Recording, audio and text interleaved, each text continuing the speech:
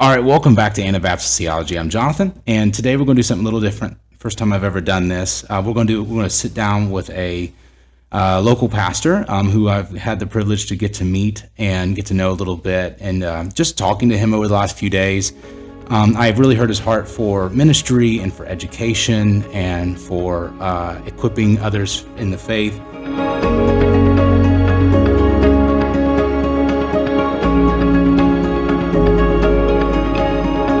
Who this is his name's Kenneth Martin, and he is the lead pastor of Redeemer Christian Fellowship in Harrison, Virginia. And he has been a church planter for about 3.5 years now, and I got to hear his heart about what his future goals are in this area for his church, and I wanted to share those things with you. And one of the topics that got brought up was Christian education in the Anabaptist tradition. And this is not to be a session over he's who's going to have all the answers and all that. It's to bring awareness and to start the conversation of what we can do as Anabaptists better in equipping our young people and our ministers for ministry and for life and for service to Jesus' kingdom. So welcome, Kenneth. It's good to be here. Great. So I guess maybe I should start out with why don't you share a little bit about yourself and your ministry, what you're doing here in Harrisonburg? Well, I grew up in this area, and I actually grew up in the horse-and-buggy tradition, and really enjoyed my years of education. One of my teachers, her name was Ruth Showalter, and she was the daughter of the local bishop, and just a wonderful woman. She had gone through the local high school, public high school, right before the Amish and the Mennonites went to the Supreme Court to get their own, the ability to have their own day school, Christian day school. So she just was just a great woman who had a lot of information, a great way of teaching, a lot of experience. My wife tells me I had just a classic childhood because we walked to school. It was a 2-room schoolhouse, and such happy times. Since then, I got married and moved into the church circles of the Biblical Mennonite Alliance, and that's a long story in itself. But I've just been interested in education and how people are preparing for the world that we live in today. Mm-hmm. And one of the things that I've noticed, and this may be more applicable to later in our podcast, but there is. When I went to school as a little horse and buggy boy, mm-hmm. The teachers were educated by the public school system, went through the 12 grades of education. Today, those teachers, my peer group, only went to the 8th grade in most cases in that situation. And I got to thinking about this. As we continue the process, I think the second law of thermodynamics says if you don't add energy into a system, the system will atrophy or decay. And I see that happening in education.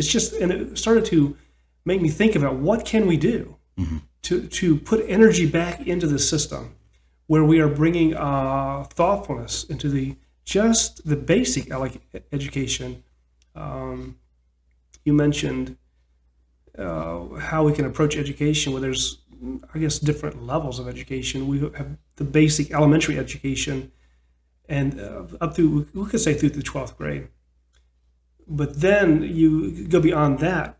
It's another subject in itself. And so we could talk about that. Yeah. So one of the things is maybe we should ask the question is why education matters. There's Sure. maybe some in certain circles that would not believe that education would be of tremendous value. And I would start there is from the general education you're talking about, like through the 12th grade, and through specialized education beyond that for Christian service beyond that. Why does Christian education matter in general for students of not just students of Jesus and students who end up becoming ministers and servants? Yeah, it's a great question. We're going to have to assume that education does matter in our lives. But why a Christian education, I think, is what I'm hearing from you. Right, why Christian education. Correct. Yeah, and I was asking my son about this, and he's 21, and he said, well, Dad, you know that saying that's the hand that rocks the cradle rules the world? And there's some aspect of the ability to actually teach valuable things to young people from the ground up.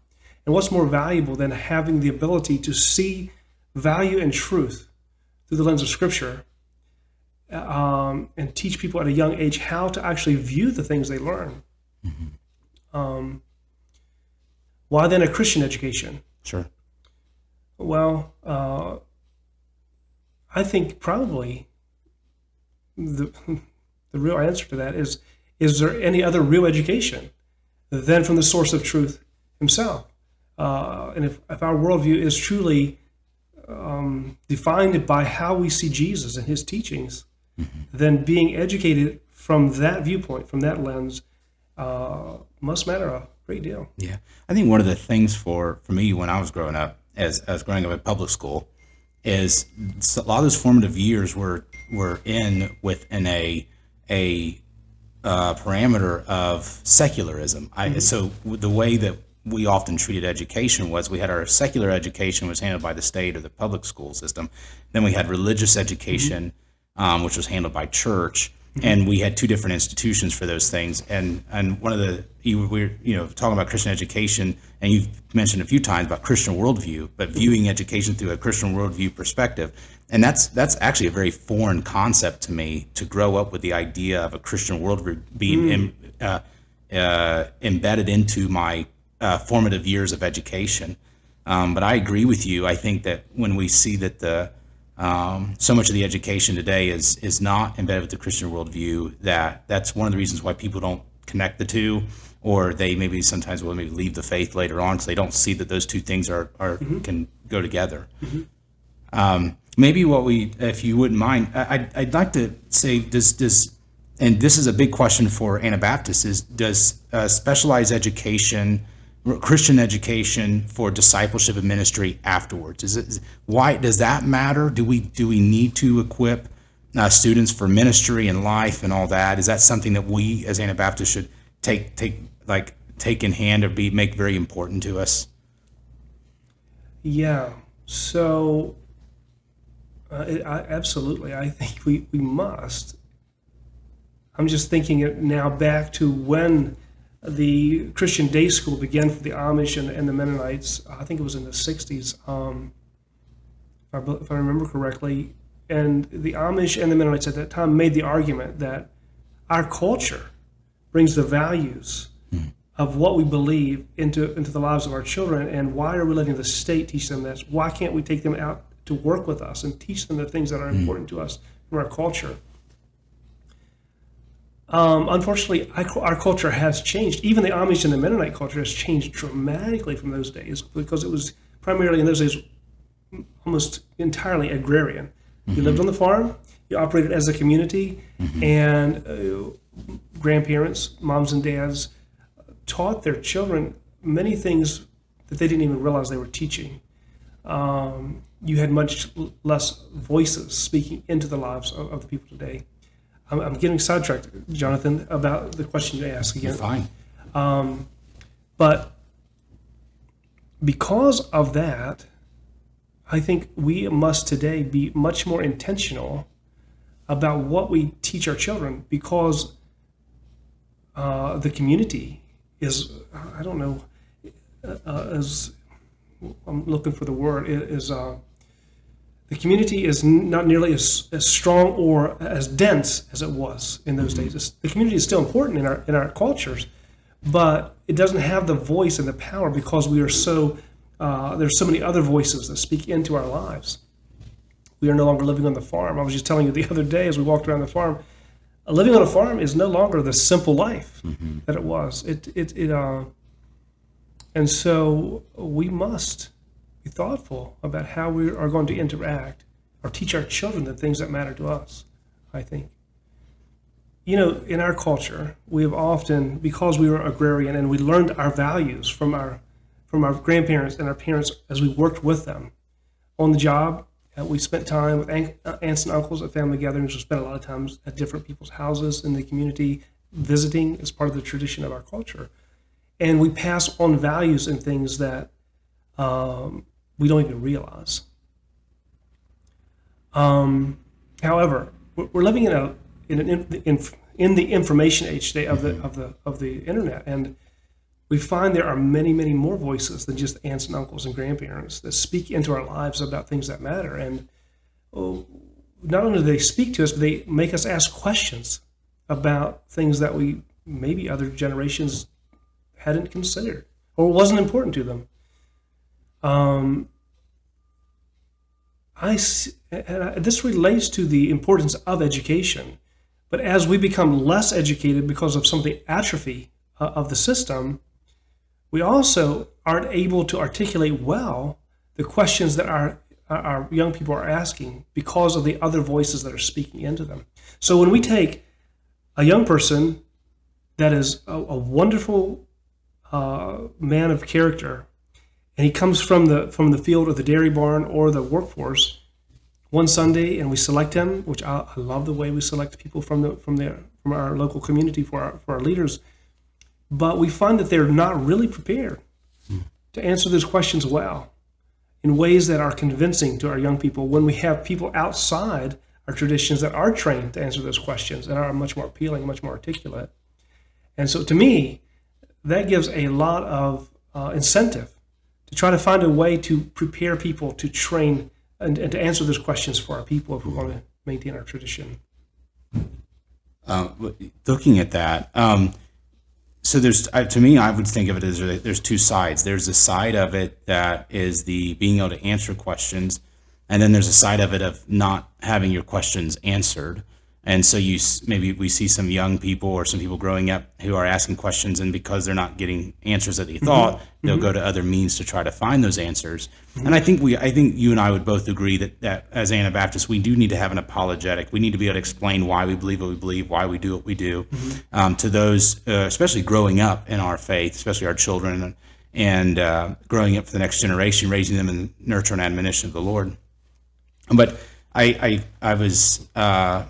In some of our conversations, I was reminded, because I've been through a level of ministerial training, and you were talking about how Anabaptists, when someone becomes a minister and doesn't have this background, it really puts them in a really hard place where they could either get burnt out or they could really struggle in the ministry when just maybe a couple years of just a little bit of training and counseling or exposition or preaching or something like that to help equip them for that would go a long way. I guess maybe the question is what do you think are some of the obstacles that we of Anabaptists have in regard to those things? Because we know of ministries like SMBI, Heritage, Elnora Bible Institute. Now we have also Faith Builders and a few others, I believe, that are trying to pick up that mantle and carry that. So what kind of obstacles do you think that we have regarding education in the future? Like, what kind of things do you think we need to kind of overcome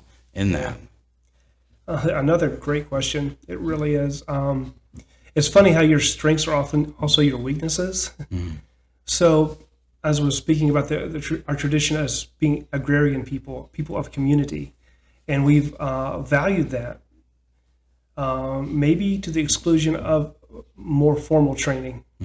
And so because our culture has been so strong in passing values through culture, we have developed a cynicism, or maybe a stronger word would be a fear, actually of going into an area that we are not comfortable with. So I think the biggest obstacle comes from one of our strengths, the strength of community, not community so much as culture, strength of culture. Again, one of the dangers of education is you're being exposed to other people's concepts of life that are different from yours. And so you run the risk, if your apologetic is not strong enough, if your argument is not convincing enough, you run the risk of bringing information in that may deteriorate or undermine the community rather than support it. And that is a tragedy. Unfortunately, because we're living in this information age, we really can't prevent it by just ignoring it anymore. And I think that's one thing that bothers me. So that is a big obstacle. Our culture. It's a strength, obviously, but also it conditions us to be suspect or fearful of that. You mentioned last night that we as Anabaptists tend to, as we're talking, we tend to ride the shoulders of the evangelicals around us. And then we wonder why we lose our people to the evangelicals.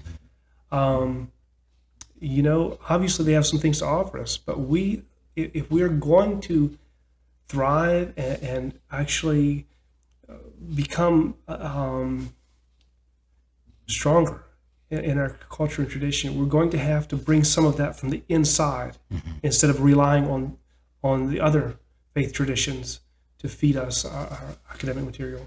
Yeah, and when you're talking, I keep thinking of formal versus informal education. And when we were at your church, the last session that we were at, we were on our way back from the church, and Elisha was asking me a question. He goes, Dad, I think that's my favorite session, talking about the 4 different approaches to hermeneutics and Anabaptist view of obedience. And I said, why? He goes, because you discussed all the different realms, and he says. And he told me, he goes, because Dad, I want to know what I believe, not just because you said it. And I said, you want to own it. You want it to be your beliefs. He goes, yes, that's what I want. And I would say that Elisha being 13, he's probably representative of many of these other students, and having a way, and I can understand why some Anabaptists are kind of concerned about formal education. Because even as Baptists, there was a level of that fear that you send them off to college or you send them off to some kind of higher education, and then they lose everything they were raised with. Yeah. And I think there's ways to prevent that in a way that's still conducive for the church. And I think one of the things about the Anabaptist tradition is so much of what they do is scriptural, but they don't know how to articulate it in a way that says, and this is what we're following in these teachings, or this is why we follow it. And it's just a way of explaining in a way that's understandable, where they can receive it and take it on to the next generation. But yeah, I do see that would be one of the obstacles we have to face in the future.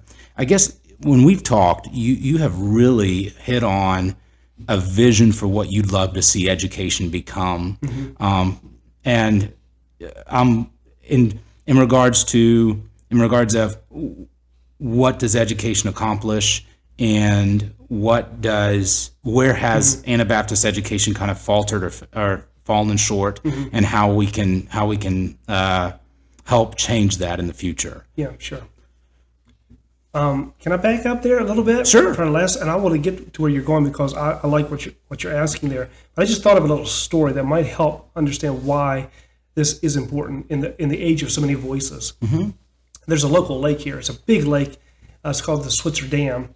And Skidmore Dam, depending on where you live, that's what you call it. But it's a big lake that it used to freeze over. When I was young, it froze over, and we could ice skate on that lake, I don't know, 4 or 5 times when I was a young person. It was a big deal. We would go up and ice skate as young people, and we would just be full of young people. And this winter, it froze again. And so in my nostalgia, I said, let's go, family, let's go up there and we'll ice skate. And I found that on that lake were people my age. There were no young people. Well, there were some, but not many. Not like it was when I was a young person. And I said to my wife, I said, honey, what happened? Where's the young people? Where are they at? And she mentioned it to my 19-year-old son. And he said, well, Mom, we never got enough ice. The things changed, and we didn't have the ice. The winters were warmer. We never learned to ice skate. We don't know how to skate, so it's not fun to us. It's embarrassing. You see the so we and I just light bulb moment. Of course they don't know how. Of course, because we assume they do because of our experience. Oh yeah, right.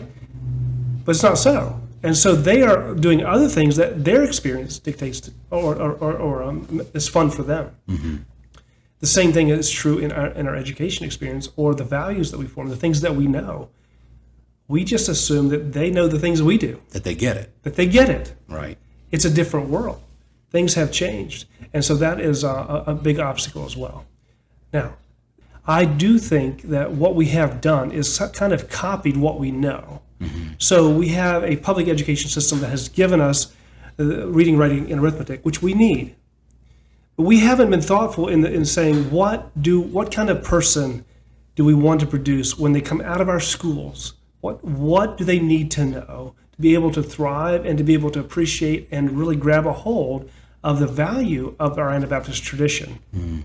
not just the Anabaptist tradition, because ultimately it is about seeing God for who he is, serving in lives of worship. And I guess I think the Anabaptist tradition teaches that better than anything that I know. But we need to be thoughtful in saying, what do we envision?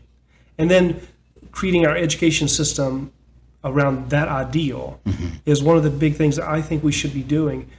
It's easy to be lazy, right? And pardon me, I don't even think it's laziness necessarily. It's just simply an unawareness, and we become passive because we're unaware of the need, and we just do the same thing over. We keep running a school is tough business. Just getting the logistics of a school system, and so it's hard to think outside the box of just getting that done, and actually creating a program.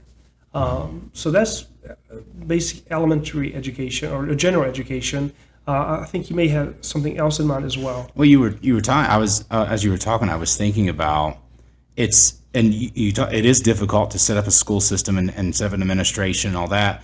But the way we used to talk about it is thinking of students of being a well-rounded student. We're not just here to so you can, when I went to Bible college, we're not here just so you can quote Bible facts. We want you to be a better disciple of Jesus, so you can help other disciples of Jesus be better. And so with a school system is actually putting yourself in the place of a student and saying, where will this student be in 20 years, and how will this school make an impact on that student's life? And thinking about, like you said, the whole person regarding how the education's set up. Because, for what it's worth, being public school, I kind of felt like a guinea pig. The state was trying out different education methods to figure out what worked, and for students, and kind of in the Anabaptist world, I feel like we're going to have to find that balance between informal and formal education. I think prioritizing the community, like what you said, prioritizing the community, but realizing there is a place for more formal education within that. As well, so they pick up the important values that the community brings to them, but while also picking up the information that we need as good students, and then putting those two things together to being a better disciple. And that was kind of and I guess maybe the question I have for you is, you have served at different education places, like you've served at different schools. Maybe you can mention maybe a couple of those are. And how has that experience in your past inform how you feel like education should go forward? Yeah. Wow, I'm not sure quite where to start, because as a young person, as I said, I grew up in the horse-and-buggy tradition, and then I became a member at 16 of the Weaverland Conference. I went through some tough interpersonal relationship issues there in my late teens, and it was really a dark, painful period in my life. And God, doors seemed to be closing around me, and God opened a window, and I went through it. I was invited to go to Heritage Bible School in Georgia with a good friend of mine, and it just changed my world. I became aware of a different culture and formed a network of friends that literally they've gone all over the world. And I spent several years there healing, not continuous years, but during the terms there for several years, and eventually. Went to Sharon Mennonite Bible Institute as a student, went through the water program, and ultimately was asked to go back to be a dean of men, which is basically a mentor for the men at Heritage Bible School. I also realized through the teachings there that we needed to build, we need to engage, we need to actually engage in what's happening in our community in a building way, not just in a critical way. If we're going to actually help our community, we have to engage and build. Anybody can be critical, okay? Let's do something about it. And so I taught school here for several years. Probably the most fulfilling time of my life was teaching young people, 6th, 7th, and 8th grade. I loved it. I love those children. They still call me Mr. Martin. They come up with children. They say, "Oh, I'm sorry, we just can't help it." But I love the friendships and the mentoring and the relationships. I love that, and there's many things I could talk about with that. Eventually, I was asked to lead the choir, teach music, and teach the choir at Sharon Mennonite Bible Institute, and I spent many terms there.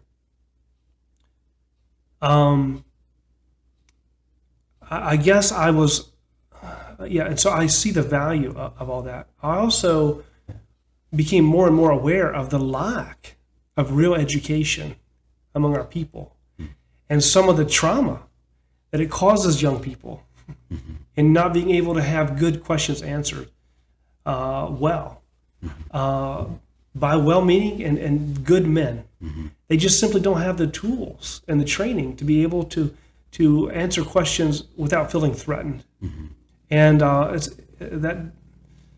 that leads to bad places for young people, really, and for the community and for the culture. Right. And, that's not really necessarily just an Anabaptist issue. Growing up in the Baptist tradition, we had very similar experiences regarding being able to answer students' questions who were asking maybe some difficult questions we weren't quite ready to answer. And I think maybe as people mature, you understand that you're not going to find that one person that has all the answers. No. I mean, I think hopefully students will grow and realize that there is some personal responsibility of finding these answers, not just say, well, if he doesn't answer my question exactly how I feel. But there is an opportunity for us to invest in that next generation and work in probably more of an apologetic way of saying, don't leave behind. In fact, I have some friends that left the Anabaptist church and are just now realizing years after leaving, they say, you know what, I left something behind that actually lines up with the teachings of Scripture. It was something that I feel like is actually more correct. It just took them a while to get there. Yep. And maybe if there's some things that we can say or do to help encourage students to say, listen, if you're looking for a way to get to follow Jesus faithfully, we can answer those questions or take care of that stuff here too, and not just either function without those answers or I'm not sure the word I'm looking for, or just assume that they're going to stay just because. Yeah. You're right. Nobody else is going to have all the answers. In fact, if we go back to what Solomon says in Ecclesiastes, it's really not about education, ultimately. And in your point about young people we all have to have the energy or if we need to search out truth ourselves. It can't be fed to us. I think where I wonder if we've sometimes misunderstood a little bit, we see how God prepared Moses as he was being prepared to be the Pharaoh. So he had a tremendous education and ability to record what God wanted him to record. Now that was God's sovereignty at work. Sure. We see the same thing in the Apostle Paul.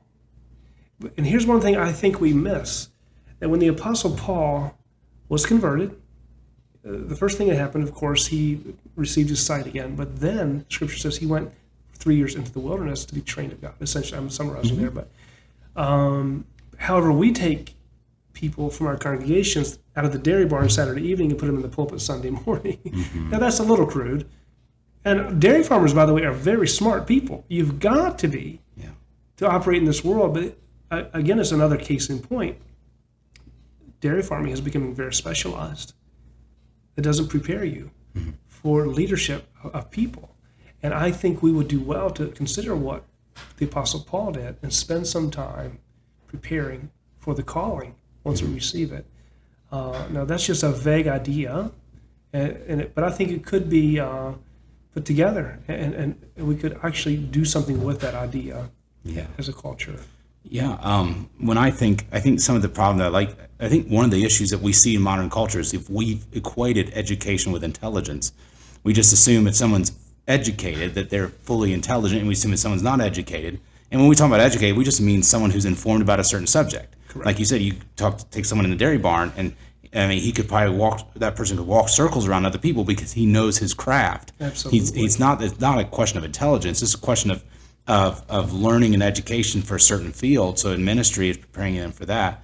And I think one of the other mistakes that we make, and I was thinking about this while you were talking, is, and maybe as an evangelical, former evangelical, we did this. We almost felt like education was the end. The goal was to be educated. And I think what I'm hearing you say, and you can tell me if I'm wrong, is education is a means to an end, but it isn't the end. So education is important, but it isn't the primary thing. Right. So education gets us gives us the tools to fulfill maybe God's will in our life. You're talking about Moses and how he was trained a certain way, and God used it through his sovereignty. Then he put to a wilderness, and he was prepared to be. He led the children of Israel out of Egypt. And then you talk about Paul. He was also a very educated man, and God was overseeing some of that. But that wasn't the priority. Correct. The priority was their service to God and fulfilling it faithfully. Right. So, am I understanding you correctly in the sense that you're saying that education is important, but it's not the end all be all? The goal is not just to walk around with heads full of knowledge. Is that what you're saying? No, absolutely. It's not me saying it. It's Solomon says it in Ecclesiastes. Sure. Right. He says it's vanity. Everything is vanity. He says wealth is vanity. He says that pleasure is vanity. And then he says things. Well, he actually says this first, I think, in the first chapter, that wisdom and knowledge are actually vanity, because he's pointing to something bigger, and that's what he's saying. It's not about education. But education helps us to understand and look for what God tells us is not, help to understand God himself. If we don't understand the world God has created for us to help us understand him, how do we know him? Well, we do, but how? By reading his scripture, right? Well, if we don't have some education and some philosophical knowledge, how do we interact with scripture? How do we interact with Solomon? Or we hear, if we don't have some education, we're going to hear Solomon say things like, well, knowledge is bad, or wisdom is bad, or wealth is bad, or pleasure is bad. But that's not what Solomon is saying. Solomon was saying ultimately that's vanity. He says because the wise die, the foolish die, Right. And he's pointing to something greater.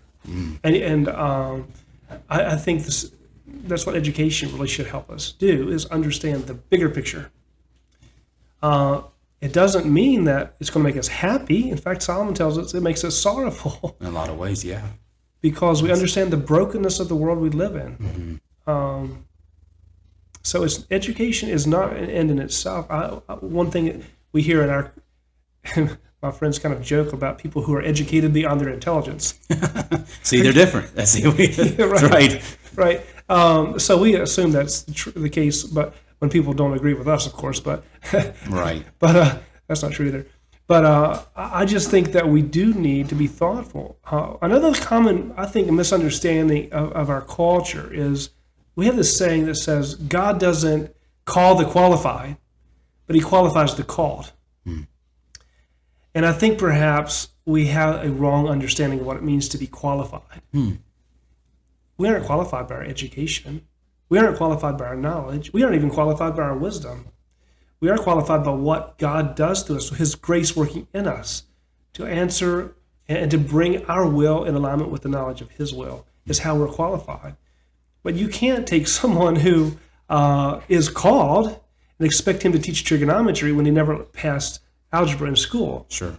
Okay, now I hope that makes sense. I'm just saying you have to have a certain knowledge if you're going to teach. And so I think if we understood that a little better, we would be a little more careful with that statement that he qualifies the called. It doesn't mean that he gives us all the tools if we haven't been wise enough to prepare our leaders with what he's given us already. And I think we've been a little negligent there, perhaps. Now, I don't mean to be critical. I don't know that it's anybody's fault, but it's time to, maybe we should look at that and change some of that. Yeah, and I think that's some of what this is all about, is just having that conversation. Right. And I'm sure that you and I are not the only ones having this conversation. Absolutely not. And bringing it to maybe the forefront of the broader conversation amongst the Anabaptist world of where we're going. Right.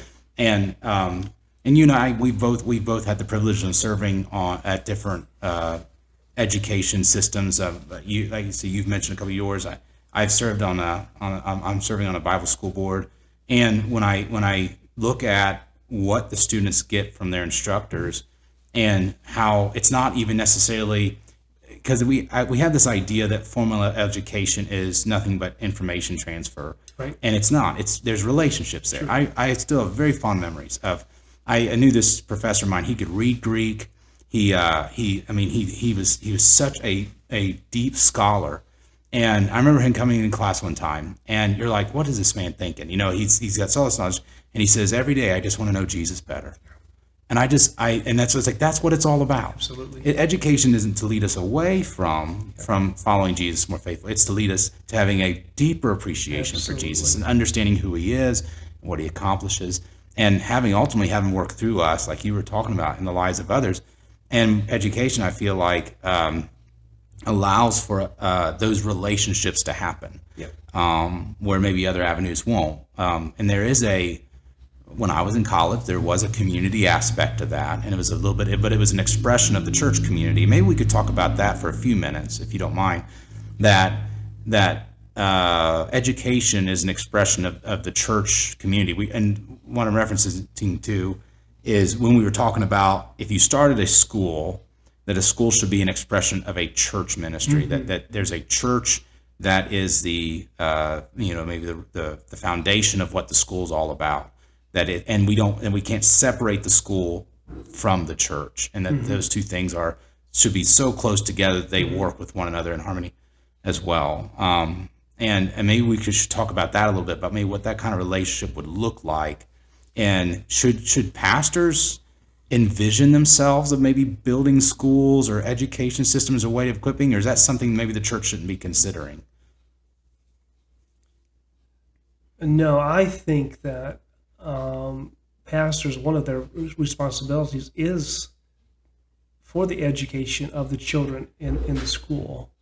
I think education and the community around education help us do that. I think a pastor has those obligations to guide and to be thoughtful about that process. Two interesting things I would like to talk about here in this podcast. One, what is a difficulty that we have to overcome?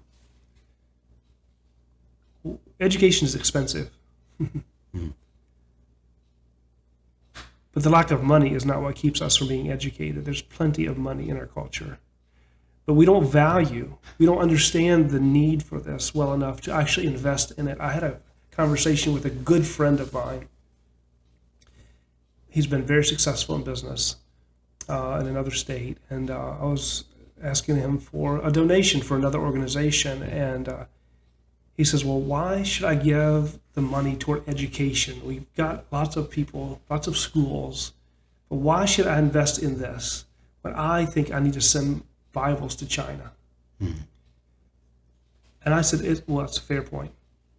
But the reality is, if we aren't educating our young people to understand the need to send Bibles to China, that Bibles to China is only going to be one generation, we're going to have to prepare our young people, prepare our church to grow. And if we do that, the amount of Bibles that go to China are going to increase as well. So let's invest in the foundations of our faith. Let's invest in the education, the passing on of our faith and our traditions, but most importantly, our faith, instead of just sending Bibles to China. Because if we lose our own ability to exist as a culture, they're going to be sending Bibles to us. That's right. Right? And so that is one of the things I wanted to talk about. The other thing, and this relates to the extension of the church ministry, true education leads to humility. Because as we understand God, his creation and who he is, his grace, his ability, his sovereignty, it doesn't make us proud. It makes us very humble in the light of that. So true education will bring a humility that should be an extension of the church community. And this is a diabolical thing, I think. When we lose our education and with it our humility, or the ability to actually understand God, we lose an important thing of our church community. We become proud in our own self. Maybe there's many things we could be proud about.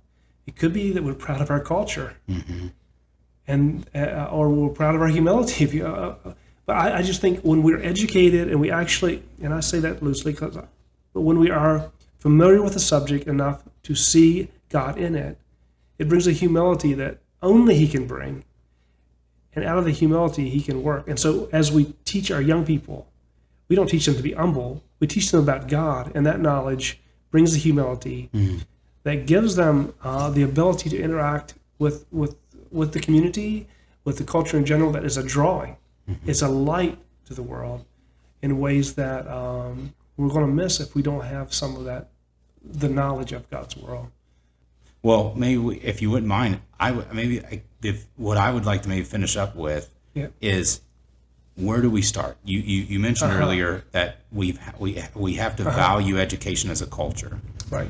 And because it is ultimately going to help produce the base that will be the base for missions that will go out, like send Bibles to China. If you don't have a church to send those Bibles, then we'll be sending Bibles to us. What's the first step? How do we talk to other Anabaptists and say, hey, this matters, and where do we begin? Okay, yeah. So again, Jonathan, I think you're already doing it. What matters? It's really hard, and you've done a pretty good job, but it's really hard to capture the Anabaptist theology because we don't have a systematic theology per se, right? We have an experiential theology largely, and that's good, but it's a little hard to write some of that down. How do we start? We start by helping people understand what theology is. And most people think theology is some academic exercise rather than simply the study of God and who he is. Right. We all have a theology. Some of it's just not developed, or it's very cultural based instead of God based. What you're doing teaching the authority and the authenticity, the sufficiency of Scripture has got to be the starting point. We have got to have a correct understanding of why our culture matters. I fear that we have valued our culture and our heritage so much that it has become a primary influence instead of a secondary influence. And we've lost, we interpret the Scripture through our culture rather than let our culture be dictated and defined by the reality of Scripture, or the authority of Scripture, if you will. If we don't have a good grasp on who God is, who we are, his provision for us, we have no basis to begin this process. Well, I think that's a great place to stop, if that's okay with you. I want to just thank you again for coming and talking with us and edifying those who are going to listen to this podcast. And I think, if I could ask for anything from you or from us or from the people who are going to listen to the podcast, we need to start praying. I think that God would open up doors and make us sensitive to this ministry of preparing the next generation, of discipleship amongst our members, of prioritizing the teachings of Scripture by accepting God for who he is, and by worshiping him in a way that he finds right, and living our lives in a way that glorifies him, because that's what it all ultimately comes down to. So I just want to thank you for joining us today and the Anabaptist podcast, Anabaptist Theology podcast.